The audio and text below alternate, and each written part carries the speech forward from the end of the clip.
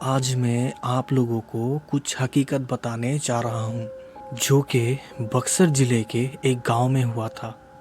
वहाँ पर एक परिवार था जिसमें रौनक नाम का एक लड़का अपने माँ बाप एवं भाई बहन के साथ रहता था। रौनक जब 20 साल का हो गया तब उसे देखने के लिए लड़की वाले उसके घर पर आने लगे।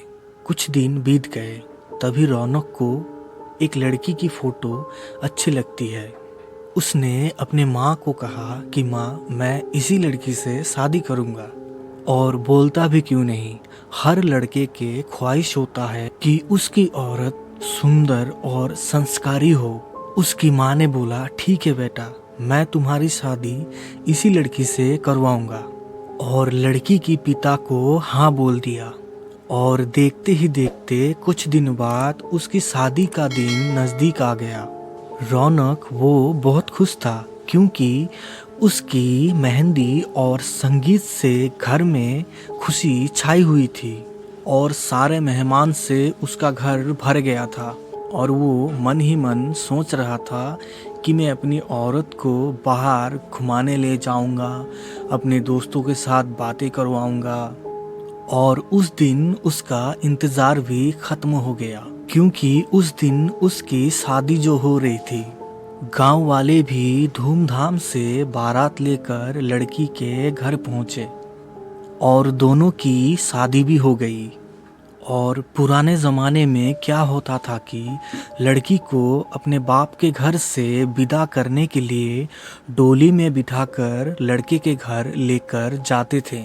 जबकि सुबह विदाई हुई तो उस समय लड़की को डोली में अकेले ही ससुराल लाया जाता था। 4 कोहार डोली को उठाते उठाते थक गए थे। वो बेचारे सोचे कि कहीं पेड़ मिला तो डोली को पेड़ के नीचे रख देंगे और थोड़ी देर आराम करके फिर आगे बढ़ेंगे। और तभी एक बड़ा सा आम का पेड़ दिख गया। और पुराने ज़माने के लोग ये बताते हैं कि आम के पेड़ पर अक्सर चुड़ैल का वास होता है और वो चारों कोहार इस बात से अनजान थे।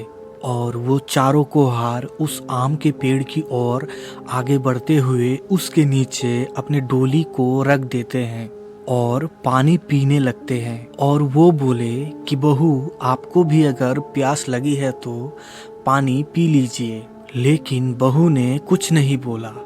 और थोड़ा आराम करने के बाद उन चारों की आंख लग जाती है और तभी उस आम के पेड़ से देखते ही देखते एक भयानक चुड़ैल नीचे उतर आई और उस दुल्हन की शरीर के अंदर प्रवेश कर गई। क्योंकि दोपहर का समय था और थोड़ी देर बाद वो अपने ससुराल पहुंच गई। लोग 4 होने के बाद जब रात हुई तब रौनक अपने कमरे में गया। जब वो अपने बिस्तर पर बैठकर दुल्हन से बातें कर रहा था तभी उसे जोर से प्यास लगी और उसने कहा, मैं पानी पीकर आता हूँ। दुल्हन ने कहा, आप बैठो, मैं पानी दे रही हूँ। इतना कहते ही उसने अपना हाथ इतना लंबा कर लिया कि वो हाथ सीधे कुएं तक जाकर कुएं से पानी निकालकर उसे दे दिया। इतना देखते ही रौनक जमीन पर गिर पड़ा और बेहोश हो गया। थोड़ी देर बाद जब उसे होश आया तो उसने अपने सामने उस घूंघट में छुपी चुड़ैल को देख लिया और वो भागने की कोशिश करने लगा। तभी उस चुड़ैल ने कहा कि आप भागो मत, मैं आपको मारूंगी नहीं और मैं आपके साथ रहूंगी भी नहीं। उस चुड़ैल को तब एहसास हो गया कि रौनक एक अच्छा लड़का है। और चुड़ैल ने कहा, अगर मैं आपके साथ रहूंगी तो आप जीवित नहीं रहोगे क्योंकि आपने हमारा चेहरा जो देख लिया। लेकिन ये गांव हमारे ही निगरानी में हमेशा रहेगा क्योंकि यहाँ मेरा ससुराल है। और मैं आपको एक बात बताती हूँ जो आप अपने गांव वाले को बता देना कि जिस घर का चूल्हा दक्षिण दिशा में होगा वो सब अपने घर के चूल्हे को उत्तर दिशा की ओर कर ले तो उनके घर में हमेशा बरकत बनी रहेगी। इतना कहते ही उस दुल्हन के शरीर में से एक काली परछाई निकलती है और धीरे धीरे हवा में विलीन हो जाती है और वो चुड़ैल उस दुल्हन के शरीर में से हमेशा के लिए निकल जाती है।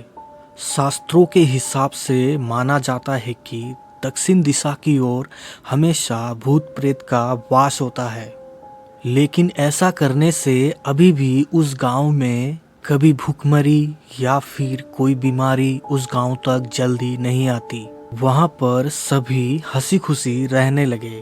तो आज की कहानी यहीं तक। आशा करता हूँ आपको ये कहानी पसंद आई हो, और कहानी में क्या अच्छा लगा क्या बुरा लगा कमेंट करके ज़रूर बताइएगा। और मिलते हैं ऐसी ही एक अगली कहानी में। तब तक के लिए जय हिंद, जय भारत।